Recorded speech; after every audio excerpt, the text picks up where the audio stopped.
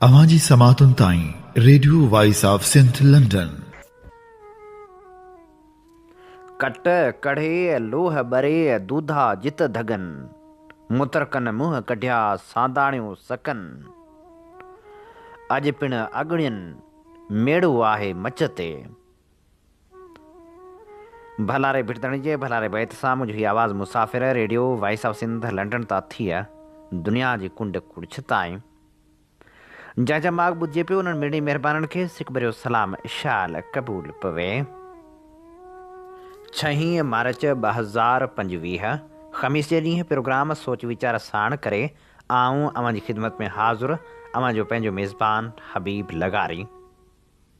Programme जी शुरूआति में अवां लाइ इहा ई दुआ त शाल जितो जो असुख सलामती सां हुजो, कॾहिं बि ॾुखियो ॾींहुं न ॾिसो ऐं कॾहिं बि अव्हां जूं मुर्कूं मेरियूं न थियनि। दुनिया जी कुंड कुड़छ में जिते बि रहो सिंध लाइ, सिंध वासियुनि लाइ ऐं दुनिया जे मसनू माण्हुनि लाइ जा खोड़ींदा रहो। शाल अव्हां जा ख़्वाब तहबीरनि सां लाव लही सघनि। सिंध में हक़नि जी हासिलात जे लाइ एहतिजाज करण बि हाणे त ॾोह बणिजी वियो आहे। केर बि किथे एहतिजाज करे थो उनखे मज़ाहिमत जो मुंहुं ॾिसणो पवे थो त वरी तशदुद बर्दाश्त करिणो पवे थो। गिरफ़्तारियुनि सां गॾोगॾु केस अलॻि दाख़िल कया वञनि था। सिंध यूनिवर्सिटी जे शागिर्दनि मथां पिणु केस दाख़िल कयो वियो आहे। सिंध यूनिवर्सिटी जे शागिर्दनि मथां सिंधू दरिया ते कैनाल ठाहिण ख़िलाफ़ु कयल एहतिजाजी धरणे जे ॾोह में केस दाख़िल कयो वियो आहे। केस में जामशोरे पुलिस जस्कम अॻवान फताह चना समेत चोटरी जसाफ़ अॻवान समेत 63 माण्हुनि खे दहशत गर्द ॼाणाए केस दाख़िल कयो आहे, जॾहिं त हुल हंगामे ऐं ड्यूटी अटकाव जा कलम पिणु शामिल कया विया आहिनि।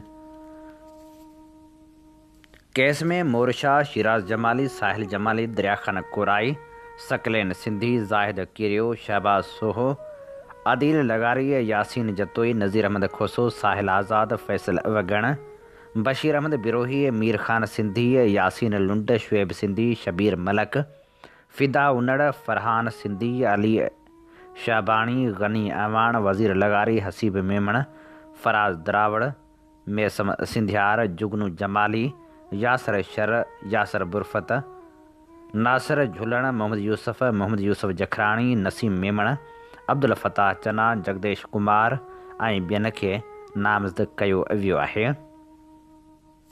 जॾहिं त शागिर्दनि ऐं कॉम्प्रस अॻवान जो ॾोह इहो आहे जो हुननि सिंधू दरिया ते कैनाल कढण ख़िलाफ़ पुरमन एहतिजाज कयो हो। सॼी सिंध में जबरी गुमशुदगियुनि जो सिलसिलो तेज़ थी वियो आहे।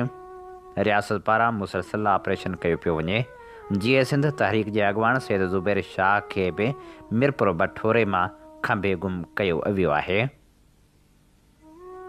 जीअं सिंध तहरीक जे अॻवान सैद ज़ुबैर शाह खे खंभे गुम करण ख़िलाफ़ु जीअं सिंध तहरीक समेत क़ौमी कारकुननि, जीअं सिंध तहरीक जे चेयरमैन सूर्या सिंधी, जस्कम आरिसर जे चेयरमैन असलम खैरपुरी, जीअं सिंध क़ौमी पार्टी जे चेयरमैन नवाज़ खान ज़ौर ऐं जीअं सिंध मुहाज़ जे अॻवान नोमान शोरे जी अॻवाणी में मिरपुर बठोरे जे मैन चौक ते एहतिजाजी मुज़ाहिरो करे धरणो हणी नारेबाज़ी कई। उन मौक़े ते अॻवान चयो त रियासत क़ौमी कारकुननि ख़िलाफ़ मुसलसल ऑपरेशन करे रही आहे। क़ौमी कारकुन जेके हक़नि जी हासिलात लाइ एहतिजाज करे रहिया आहिनि, क़ौमी कारकुन जेके सिंध जा हक़ चाहिनि था। पाण हू बि ॼाणूं था त क़ौमी कारकुन जो एहतिजाज सिंध लाइ रहियो आहे। हूअ चाहिनि था त सिंधू दरिया ते कब्ज़ो न थिए, पर रियासत सिंधू दरिया ते कब्ज़ो बि करणु चाहे थी त सिंध जूं ज़मीनूं नीलाम करण बि चाहे थी। नीलामी ख़िलाफ़ु थींदड़ एहतिजाजनि जी न सिर्फ़ु रस्ता रोक कई पई वञे, पर क़ौमी कारकुननि मथां केस दाख़िल कया पिया वञनि ऐं क़ौमी कारकुननि खे खंभे गुम कयो पियो वञे। क़ौमी कारकुननि जो खंभजणु केतिरा ई सवाल उथारे रहियो आहे, पर रियासती ख़ामोशी बि केतिरा ई सवाल उथारे पई। हुकूमती सतह ते क़ौमी कारकुननि लाइ को बि क़दम न पियो खयो वञे।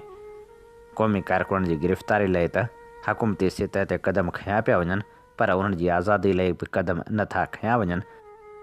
न वरी जबरी तौरु लापता थी वियल क़ौमी कारकुननि जी आज़ादी लाइ के क़दम खयां वञनि था। हाणे ज़रूरत इन ॻाल्हि जी आहे त फौरी तौरु क़ौमी कारकुननि खे आज़ादु कयो वञे। अवां जी समातुनि ताईं radio voice of Sindh London. Radio voice of Sindh London तां अवां जी ख़िदमत में प्रोग्राम पेश कयो पियो वञे सोच वीचार जे हिन सफ़र में आऊं अवां सां मुखातिबु अवां जो पंहिंजो मेज़बान हबीब लगारी। पाण ॼाणूं था त दरिया ते धाड़ो लॻी रहियो आहे त ॿिए पासे सिंध में पाणी जी खोट 32% ताईं पहुची वञण बावजूदि इरसा सिंध खे हिसे खां 38% घटि पाणी फ़राहम कयो आहे। मार्च जे ॿिए ॾहे में सिंध अंदरि पाणी खोट 50% ताईं पहुचण जो ख़दशो आहे। दस्तावेज़नि तोड़े सरकारी ज़रीअनि मूजिबि सिंध में पाणी खोट 32% ताईं पहुची वई आहे, जंहिं करे सिंध में आगाटो ख़रीफ़ शदीद मुतासिर थियण जा इम्कान आहिनि। सिंध जे हिसे यानी 40,100 क्यूसेक जी जाइ ते फ़क़्ति 25,000 क्यूसेक पाणी फ़राहम कयो वियो आहे, जंहिं करे सिंध में मार्च जे ॿिए ॾहे में पाणी खोट वधी 45 खां 50% ताईं पहुचण जो इम्कान आहे। ॿिए तरफ़ सिंध में शदीद खोट बावजूदि पंजाब तौसा पंजनंद लिंक कैनाल खोले छॾियो आहे, जंहिंमें 1,000 क्यूसेक ताईं पाणी खणी रहियो आहे।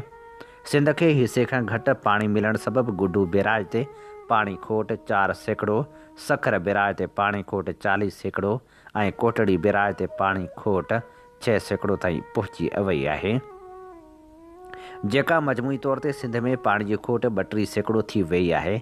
पर इरसा ऐं पंजाब जी होड़ सबबि पंजाब खे हिसे मां फ़क़्ति 4% घटि पाणी फ़राहम कयो वियो आहे। ॿिए तरफ़ पंजाब थल कैनाल में 4,005 क्यूसेक पाणी खणी रहियो आहे, जॾहिं त झेलम दरिया मां ईंदड़ पाणी जो कुझु हिसो मंगला डैम में जमा कयो पियो वञे। सिंध में मार्च जे आख़िर ऐं अप्रैल जे पहिरें ॾहे ताईं पाणी जी खोट 50% खां बि वधी वञण जो इम्कान आहे। ॿिए तरफ़ सिंध में पाणी जी शदीद खोट बावजूदि सिंध जे आपाशी खाते वारे सेक्रेटरी ज़रीफ़ खेड़े तोड़े सिंध जे आपाशी वारे वज़ीर ऐं सिंध जे वॾे वज़ीर पाणी जे अहम मसइले ते लाॻीतो ख़ामोशी इख़्तियार करे वरिती आहे। सिंध जे हिसे मां 38% जी कट लॻण बावजूदि इरसा में सिंध जे नुमाइंदे पिणु ख़ामोशी इख़्तियार करे वरिती आहे। होॾां इरसा इख़्तियारनि सिंध जे हिसे मां 38% ऐं पंजाब जे हिसे मां फ़क़्ति 4% कटौती कई आहे। पंजाब खोट में भाईवारी खणण खां इनकार करे छॾियो आहे। जबरी गुमशुदगियूं न सिर्फ़ सिंध पर बलूचिस्तान जो बि अहम मसइलो थी साम्हूं आयूं आहिनि। बलूचिस्तान में गुम थियल माण्हुनि जी बाज़ियाबी लाइ 5 ॾींहंनि खां जारी धरणनि सबबि सूबे जूं 3 अहम शाहराऊं बंदि आहिनि। धरणनि जे करे कोयटा कराची हाईवे ऐं कोयटा पंजगोर हाईवे सोराब वटि बंदि आहे, जॾहिं त कोयटा ऐं ईरान जे सरहदी शहर तफ्तान खे मिलाईंदड़ हाईवे मस्तूंग ज़िले जे कुर्द गाप वटि बंदि आहे। जिन हंधनि ते धरणा हया विया आहिनि उहे सख़्तु सर्दी जी लपेट में आहिनि, जंहिंजे करे उन्हनि इलाइक़नि में फाथल अवाम ख़ासि करे गाॾियुनि जे ड्राइवरनि जूं मुश्किलातूं वधी वियूं आहिनि। सरपारा क़बीले सां तालुक़ु रखंदड़ 8 खां वधीक माण्हुनि जी बाज़ियाबी लाइ कोयटा तफ्तान हाईवे खे कुर्द गप वटि बंदि कयो वियो आहे। वारसनि मूजिबि उहे माण्हू मुख़्तलिफ़ वक़्तनि ते मुबैना तौर ते गुम थी विया आहिनि, जॾहिं त खुज़दार जे इलाइक़े ज़ोहरी सां तालुक़ु रखंदड़ 9 ॼणनि जी मुबैना जबरी गुमशुदगी ख़िलाफ़ कोयटा कराची ऐं कोयटा पंजगोर हाईवेज़ सोराब वटि बंदि आहे। गुम थियल माण्हुनि मां घणा हिन साल गुम थिया आहिनि। कोयटा में 2 ॾींहं अॻु गुम थियल माण्हुनि जी बाज़ियाबी लाइ क़ाइमु कयल कैंप में प्रेस कॉन्फ्रेंस कंदे voice for Baloch missing person जे सरबराह नसरुल्ला बलोच चयो त गुम थियल माण्हुनि जो मसइलो हल न थियण सबबि गुम थियल माण्हुनि जा वारस मुख़्तलिफ़ इलाइक़नि में शाहराहनि ते एहतिजाज करण ते मजबूर आहिनि। जॾहिं त ॿिए तरफ़ बलूचिस्तान जे वॾे वज़ीर मीर सरफराज़ बुगटी जो चवणु आहे त हुकूमत हाईवेज़ समेत कंहिं बि हंध ते आवाम जे एहतिजाज जो हक़ मञण लाइ तयारु न आहे, जंहिं सबबि आम माण्हुनि खे तकलीफ़ थी रही आहे। गुम थियल माण्हुनि जो मामिलो शकी आहे, उनखे हुकूमत ख़िलाफ़ु प्रोपेगेंडा तौरु इस्तेमालु कयो पियो वञे। हुन चयो त उन्हनि डिप्टी कमिश्नरनि ख़िलाफ़ु कार्रवाई कई वेंदी जेके हाईवेज़ जी सार संभाल जे हवाले सां पंहिंजूं ज़िम्मेवारियूं पूरियूं नथा कनि। वॾो वज़ीर ताक़त जे ज़ोर ते मुज़ाहिरीन खे एहतिजाज खां पोइ ते हटाइणु चाहे थो। बलूचिस्तान हुकूमत मुकमल तौर ते जबर जी हामी थी चुकी आहे, बिल्कुलु ईअं जीअं हाणे सिंध हुकूमत बि थींदी पई वञे। सिंध में बि हाणे एहतजाज ममनू बणिजी विया आहिनि। सिंध में हक़नि जी हासिलात लाइ केर बि एहतजाज करे थो त उनखे तशदुद ऐं धमकियुनि वसीले एहतजाज खां पोइते हटण ते मजबूर कयो वञे थो। अवां जी समातुनि ताईं radio voice of Sindh London. Radio voice of Sindh London तां अवां जी ख़िदमत में प्रोग्राम पेश कयो पियो वञे सोच वीचार। सोच वीचार जे हिन सफ़र में आऊं अवां सां मुखातिब आहियां जो पंहिंजो मेज़बान हबीब लगारी। नवां कैनाल ठहिण सां सिंध कीअं तबाह थींदी, इन हवाले सां कोमपरस्त अॻवान ऐं ख़ूबसूरत लेखक नवाज़ शाह भाॾाई लिखे थो। सिंधू जॾहिं सिंध में दाख़िल थिए थो त उन जी सतह ज़मीन जे बराबरि थी वञे थी, जंहिं करे उन मां हज़ारे सालनि खां वठी वाह ऐं कसियूं वग़ैरह खोटे ज़मीनूं आबाद कयूं वेंदियूं रहियूं आहिनि, जंहिं मां चाढ़ वारनि ॾींहंनि में लॻभॻि 10 लख क्यूसेक पाणी वही सिंध में पहुचंदो आहे। उन मां 7.5 लख एकड़ ज़मीन कचे जी, 6 लख एकड़ ज़मीन ॿेलण जी ऐं 40 लख एकड़ पके जी ज़रई ज़मीन आबाद थींदी आहे। ऐं दरिया जे छोड़ वारे इलाइक़े में 6 लखनि एकड़नि ते दुनिया जे 6 नंबर वॾी डेल्टा में आबी जीवत पलिजंदी आहे ऐं दरिया जे ॿिन्ही किनारनि सां वाहन ऐं बिराजनि मां वोण ऐं कणक ऐं कमद या ॿियो फसल पैदा थींदो आहे। हज़ारे सालनि खां सिंधू दरिया ते सिंध जी मिल्कियत जो हक़ तस्लीम थियल आहे। पंजाब 1925 ईस्वी खां अॻु में सिंधू दरिया मां पाणी जो फुड़ो बि खणी कोन सघंदो हो। उन खां अॻु में 1855 ईस्वी में अंग्रेज़ ऑफिसर मिस्टर 5 अंगनि अखरनि सां ॿुधायो त सिंधू दरिया ते सखर, गुडू, सेवण ऐं कोटड़ी वटि बैराज तमीर थी सघनि था, जिन मां सॼी सिंध सरसब्ज़ ऐं साई थी सघे थी। उन रिपोर्ट खां पोइ पंजाब बाक़ाइदे सिंधू दरिया जे पाणी में अखियूं विधियूं ऐं थल ग्रेटर प्रोजेक्ट लाइ वायसराय हिंद खे लिखियो, जंहिं घणे ग़ौर वीचार खां पोइ उहो प्रोजेक्ट रद्द करे छॾियो। हुन जो चवणु हो त अहिड़ी तरह सिंध रेगिस्तान में तब्दील थी वेंदी। उन खां पोइ 1923 में पंजाब सखर बैराज प्रोजेक्ट ते एतिराज़ु कयो, जंहिंखे बि हिंदुस्तान जी सरकार रद्द करे छॾियो। उन खां पोइ वरी पंजाब सिंधू दरिया मां थल कैनाल लाइ पाणी घुरियो, जंहिंखे बि वायसराय हिंद उथंदे ई रद्द करे छॾियो। पंजाब जे वधी चढ़ी एतिराज़ ते रोहड़ी कैनाल जे 16,000 क्यूसेक पाणी खे 10,000 क्यूसेक कयो वियो, जंहिं करे सखर बैराज मां 85 लखनि जे बदिरां 54 लख एकड़ ज़मीन लाइ पाणी मिलणु लॻो।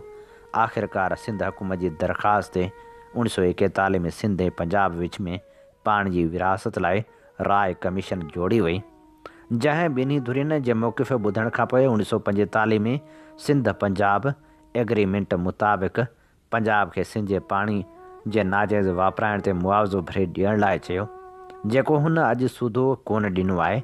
उन ठहराव मूजिबि सिंधू दरिया ते सिर्फ़ु सिंध जो हक़ तस्लीम कयो वियो, पर पंजाब जे इसरार ते खेसि ग्रेटर थल कैनाल वटां सिंधू दरिया मां 25% पाणी इन शर्त ते खणण जी इजाज़त ॾिनी वई त उन जी मोट में हूअ पंजनि दरियाउनि जो 40% पाणी 5 नंद वटां लाज़मी तौरु सिंधू दरिया में छॾींदो, यानी पंजाब 5 दरियाउनि मां 2 दरियाउनि जो पाणी ॾींदो। 1960 जे सिंध तास मुआदे तहत पंजाब जॾहिं खां पंहिंजा 3 दरिया ओभर पंजाब खे विकिणी छॾिया आहिनि, तॾहिं खां उहो सिंधू दरिया जो पाणी ज़ोरी ऐं चोरी खणंदो रहियो आहे। सिंधू दरिया मां चिश्मा कैनाल में पाणी खणी जहलम नदी भरींदो रहियो आहे, जेको भुटे मरहूम जी हुकूमत जे मुआदे मुताबिक़ सिर्फ़ु बोड वारनि ॾींहंनि में खोलणो आहे, पर उहो 12 महीना खुलियल रहंदो आहे। अहिड़े नमूने हूअ तोसां 5 नंद कैनाल में बि नाजाइज़ नमूने सां पाणी खणी रहियो आहे। विरहाङे खां पोइ सिर्फ़ु पंजाब में डैम ऐं बैराज ठहंदा रहिया आहिनि। सिंध तास मुआदे मूजिबि हिंदुस्तान खे ॾिनल 3 नदियुनि जे पाणी में बि सिंध जो हक़ हो, छाकाणि त उन्हनि दरियाउनि जो 25 खां 40% पाणी 5 नंद वटि फितरी तौरु सिंधू दरिया में अची पवंदो हो, जंहिंखां सिंध हाणे महरूम थी वई आहे। पंजाब जी हिन वक़्त ताईं 70% ज़मीन आबाद आहे ऐं 30% ज़मीन गैर आबाद आहे, पर सिंध जी 70% ज़मीन अॼु बि गैर आबाद आहे। ऐं सिर्फ़ु 30% ज़मीन आबाद आहे। पंजाब चाहे थो त सिंध जी 30% आबाद ज़मीन खे गैर आबाद करे, पंहिंजे 30% गैर आबाद ज़मीन खे आबाद करे ऐं सिंधु दरिया जी मालिकी जो हक़ सिंध खां मुकमल तौरु खसियो वञे। इन सिलसिले में हूअ वक़्तु बे वक़्तु पंहिंजी मर्ज़ी सां पाणी जा मुआइदा बि कराईंदो रहियो आहे ऐं उन्हनि जूं भञकिणियूं बि पाणी कंदो रहियो आहे। पंजाब जी हिकमत अमली मूजिबि चोलिस्तान समेत 6 नवां गैर क़ानूनी कैनाल कढण सां गुडू सखर ऐं कोटड़ी जे बिराजनि ते क़ाइमु समूरा कैनाल ऐं वाह साल जा 6 महीना बंदि रहंदा ऐं बाक़ी 6 महीना बि वाराबंदी ते वहंदा। उन करे सिंध में साल में 2 फ़सल थी न सघंदा, पर हर 5 सालनि खां पोइ जॾहिं ॿोॾि ईंदी त 1 साल में 2 फ़सल थी सघंदा। पंजाब जे पाणी जी अहिड़ी हिकमत अमली सबबि कचे जी 19 लख एकड़ ज़मीन बर्बाद थी वेंदी ऐं पके जी 70 लख एकड़ ज़मीन गैर आबाद थी वेंदी। बाक़ी 30 लख एकड़ ज़मीन आबाद करण लाइ बि पंजाब जो मुहताज रहणो पवंदो ऐं सिंधु जे छोड़ जे इलाइक़े में 5 मां 4 साल पाणी पहुची न सघंदो, जंहिं करे ठठो ऐं बदीन ज़िला सामुंडी वीरनि जे वर चढ़ी वेंदा ऐं उतां जूं ज़मीनूं सीमे कलर जे सैलाब में ॿुॾी वेंदियूं। कचे जी पैदावार ख़तमु थी वेंदी। सिंधु जे किनारनि वारा ॻोठ ऐं शहर उजड़ी वेंदा। 6 लखनि एकड़नि जे ॿेलनि ते गुज़रान 20 लख माण्हू बेरोज़गार थी वेंदा ऐं लखे मुहाणा ऐं मीर बहर दरबदर थी वेंदा। छोड़ में मौजूदु 6 लखनि एकड़नि ते बीठल तमर जा ॿेला तबाह थी वेंदा। उते जी ॿी पैदावार जीअं मच्छी, गांघट, जड़ी बूटियूं वग़ैरह ख़तमु थी वेंदियूं। सिंध जूं समूरियूं डंडूं जीअं कींझर, मंछर, हाले जी, हॾेरूं ऐं चूटारियूं या काछड़ी, हमल डंड ऐं ॿियूं अटकल 550 डंडूं मुकमल तौरु बर्बाद थी वेंदियूं ऐं उन्हनि मां पखियुनि, पखड़नि, मच्छनि, ढोरनि, ढगनि, बकरियुनि, रिढनि ऐं उठनि वग़ैरह या ॿिए चौपाए माल जो चारो ख़तमु थी वेंदो ऐं मिठे पाणी जे वहिकरे खां सवाइ सिंध धरती जो समूरो पाणी खारो या ख़तमु थी वेंदो। हिन वक़्त बि सिंधु में पाणी जी अणाहठ जे करे दादू, जोही ऐं केन शाह मेहड़ जे पासनि जो पाणी ॿाढ़ो थी वियो आहे, जंहिं करे गैस्ट्रो जी बीमारी वबाई शकिल में हर साल सवें माण्हू खे गड़काए वञे थी। सिंध बुनियादी तरह हिकु ज़रई मुल्क आहे। सिंध जी 80% आबादी जो गुज़रान ज़रायत ते आहे। पाणी जे बंदि थियण जे करे सिंध जी सॼी ज़रायत तबाह थी वई आहे ऐं सिंध जी आबादी बुखनि ऐं बीमारियुनि जे वर चढ़ी वई आहे। मौजूदा आलमी क़ानून मूजिबि तोड़े सिंध जे दीनी आलमनि जी फतवा मूजिबि सिंधु दरिया ते शरई क़ानून ऐं तारीख़ी एतबार खां सिर्फ़ु सिंध वारनि जो हक़ आहे। हीअ असीं अवां जी ख़िदमत में पेश करे रहिया हुआसीं क़ौमपरस्त अॻवान ऐं नामियारे लेखक नवाज़ शाह भाॾाई जो लिखियल ख़ूबसूरत लेख। अवां जी समातुनि ताईं radio voice of Sindh London. आम हीअं ॿुधी रहिया आहियो radio voice of Sindh London. अवां जी ख़िदमत में प्रोग्राम पेश कयो पियो वञे सोच वीचार। सोच वीचार जे हिन सफ़र में आऊं अवां सां मुखातिब अवां जो पंहिंजो मेज़बान हबीब लगारी।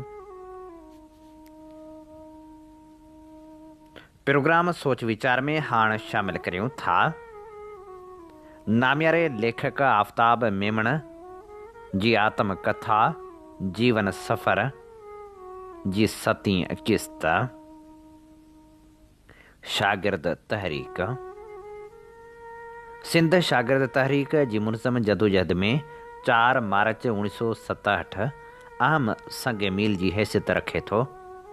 चवण काण त 4 मार्च 1967 जो मशहूरु वाक़ियो सिंध यूनिवर्सिटी जे वाइस चांसलर हसन अली अब्दुर्रहमान ऐं कमिश्नर हैदराबाद मसरूर हसन ख़ान जे विच में छिकताण ऐं इख़्तिलाफ़नि जे नतीजे में थींदड़ वाइस चांसलर हसन अली अब्दुर्रहमान जी बदिली वापसि करण ऐं मसरूर हसन कमिश्नर जी बरतरफ़ी जे मुतालबनि खां शुरू थियो। पर पस मंज़र में इख़्तिलाफ़नि जे सबबनि खे ॾिसण सां मालूम थींदो त असल सबबु ॿिन्ही बाइख़्तियार इदारनि जी सोच जो हिक ॿिए सां मुहाॾो अटकाइणु हुयो। हसन अली अब्दुर्रहमान 1965 में सिंध यूनिवर्सिटी जो वाइस चांसलर मुक़ररु थियो।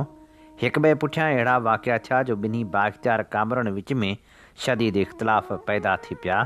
उन वक़्तु colonel Najib Liaquat medical college जो प्रिंसिपल हुयो। इन्ही करे सिंधी शागिर्द कॉलेज मां ख़ारिज कया। के आख़िरी साल जा शागिर्द बि हुआ।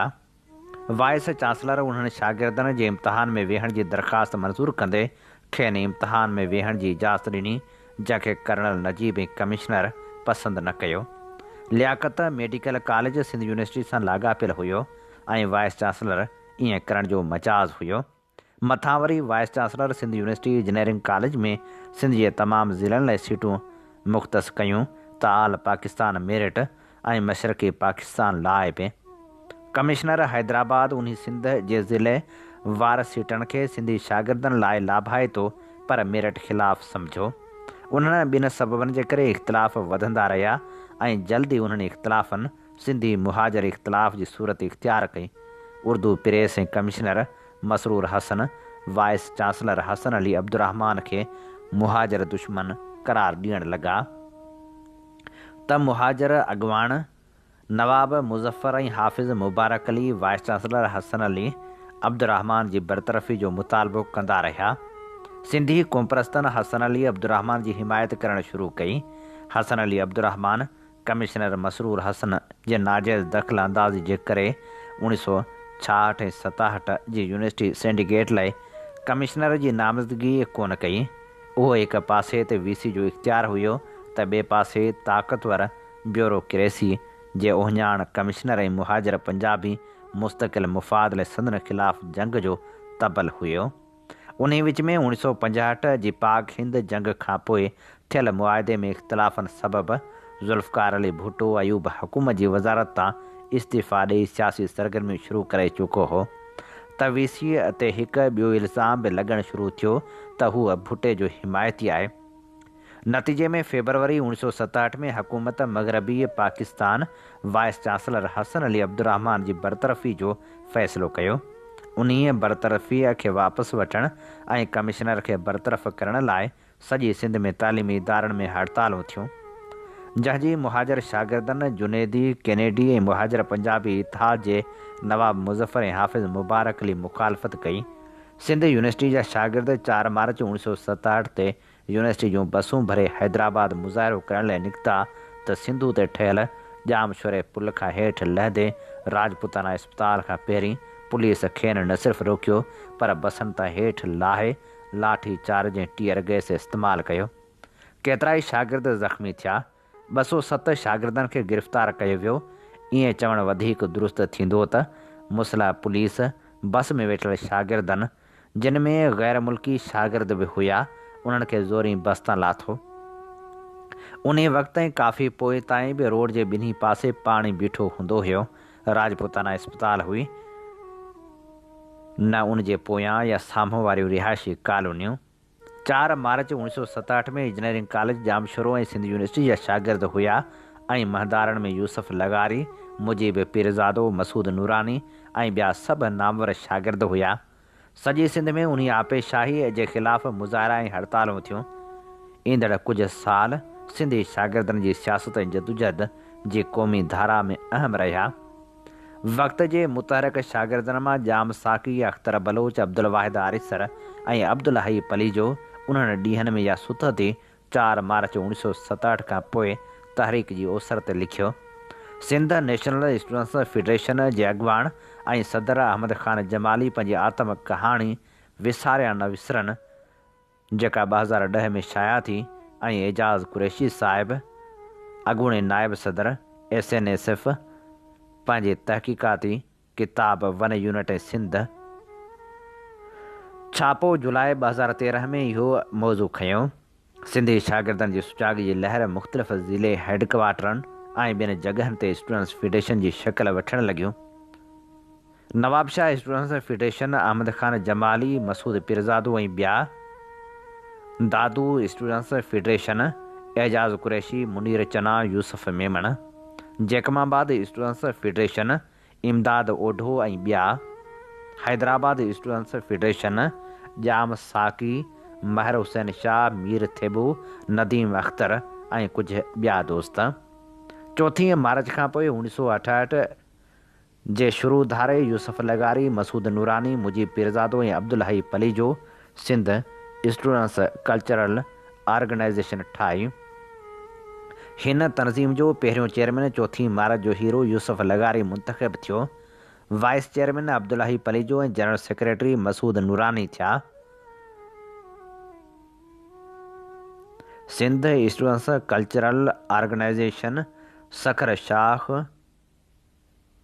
जे तरफ़ां सिंधी शाम मल्हाई वई, जंहिंमें हैदरबख्श जतोई, हफ़ीज़ कुरैशी, शेख अयाज़, नियाज़ हुमायूनी, सैयद शमसुद्दीन शाह, जाम साकी, मसूद नूरानी, ख़लील बचाणी, नबी बश खोसो, आबिद शाह मूसवी ऐं इरशादुन नबी अब्बासी उर्फ़ इरशाद पारस शामिल हुआ। नबी बश खोसे, इरशाद पारस ऐं मुजीब पीरज़ादे ॾींहुं राति हिकु करे सिंधी शाम प्रोग्राम खे कामयाबु कयो।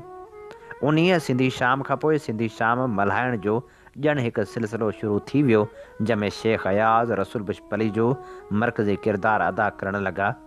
संदन तक़रीरनि जी मोट में थोरी थोरी देरि खां पोइ हज़ारनि जे तइदाद में पुरजोश जवान जीअं सिंध जा नारा हणंदा हुआ। ईअं चइजे त ग़लति कोन थींदो त हीअ सिंधी शाम सिंध जे नौजवाननि लाइ सिख्या जो ज़रियो थी वियो, जिते हफ़ीज़ कुरैशी ऐं रसूल बश पलीजे जूं तक़रीरूं ऐं शेख अयाज़ जी शाइरी कलाकनि ताईं ॿुधण ते जादू असरु कंदी हुई। जी ज़रीना बलोच, मोहम्मद यूसुफ राग ऐं आवाज़ जो जादू जॻाईंदा हुआ। सुतती उन्हनि शामनि में क़ौमी गीतनि जे पुरजोश रागनि में बेदल मसरूर बदवी बि शामिलु थी वियो। उन्हनि शामनि में हिकु तरफ़ अयाज़ जी शाइरी, सिंधू नदी, अक फुलड़ियूं, बबरनि ऐं कंडियुनि जूं अलामती ॻाल्हियूं माण्हुनि खे जोश ॾियारींदियूं हुयूं, त ॿिए पासे रसूल बश पलीजो सोशलिज़म जो प्रचारक। रसूल बश पलीजे ऐं नबी बश खोसे पंहिंजे तक़रीरनि ज़रिए उन्हनि शामनि जे महफ़िलनि में नेशनलिज़म ऐं सोशलिज़म खे मिलाए क़ौमियत जो अहिड़ो मिलाप वजूद में आंदो जंहिं सिंधी नौजवाननि में वॾो रूह फूकियो। नतीजे तौरु हज़ारे नौजवान शागिर्द मुतहरिक थियणु लॻा। मुख़्तलिफ़ रिसालनि ऐं अख़बारनि लिखणु शुरू कयो। माण्हुनि जी अदब, सियासत ऐं क़ौमी जदोजहद में दिलचस्पी वधी। हुकूमत वक़्तु ख़ौफ़ खां सिंधी रिसाला, जंहिंमें रूह रिहाण ऐं ॿिया केतिरा ई रिसाला हुआ, उन्हनि ते पाबंदियूं हयूं।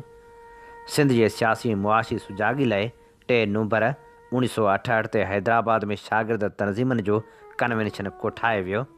मुख़्तलिफ़ मक़ामी फेडरेशन जीअं Hyderabad students federation, Dadu students federation, Nawabshah students federation ऐं केतिरनि ई ॿियनि तनज़ीमनि जो हैदराबाद में कठ थियो ऐं सिंध नेशनल स्टूडेंट्स फेडरेशन क़याम पज़ीर थी। SNF जा उहिदेदार यकराए चूंडिया विया।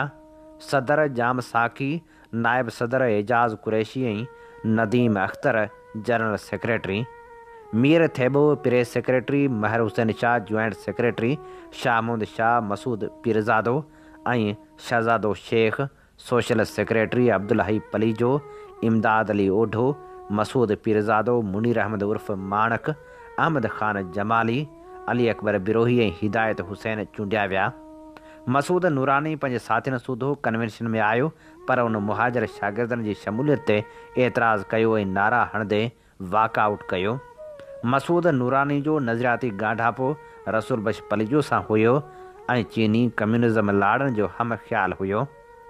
SNSF नज़रियाती तौरु रूस नवाज़ लाड़ो रखंदड़ हुई ऐं मज़दूर यूनियन तोड़े ज़ेर ज़मीन कम्यूनिस्ट पार्टी खे वेझो हुई। SNF ऐं Sindh students cultural organisation 1 unit ख़िलाफ़ तमामु घणो कमु कयो ऐं Baloch students federation, Punjab students federation, Pakhtun students federation सां गॾिजी मुल्क में जमहूरी इदारनि जी बहाली ऐं नीढियुनि क़ौमुनि जे हक़नि जी हासिलात लाइ जदोजहद कई। हीअ असीं अव्हांजी ख़िदमत में पेश करे रहिया हुआसीं नामियारे लेखक आफ्ताब मेमण जी आत्मकथा जीवन सफ़र जी 7वीं क़िस्त। अवांजी समातुनि ताईं radio voice of Sindh London.